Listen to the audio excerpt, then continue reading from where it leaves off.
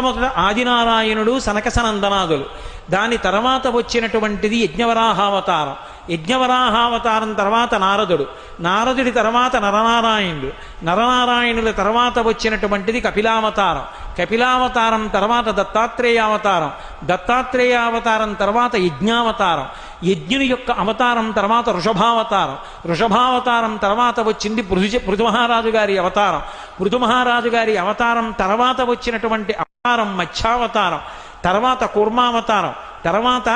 ధన్వంతరి, తర్వాత మోహిని, తర్వాత నరసింహుడు, తర్వాత వామనమూర్తి, తర్వాత పరశురాముడు, తర్వాత రాముడు, తర్వాత రామచంద్రమూర్తి, తర్వాత బలరాముడు, బలరాముడి తర్వాత కృష్ణ భగవానుడు, కృష్ణ భగవానుడి తర్వాత ఏకకాలంలో 2 అవతారాలు ఉంటూ ఉండొచ్చు వీటిల్లో. కృష్ణావతారం, కృష్ణావతారం తర్వాత బుద్ధావతారం, బుద్ధావతారం తర్వాత కల్కి అవతారం, మొత్తం 21 అవతారం.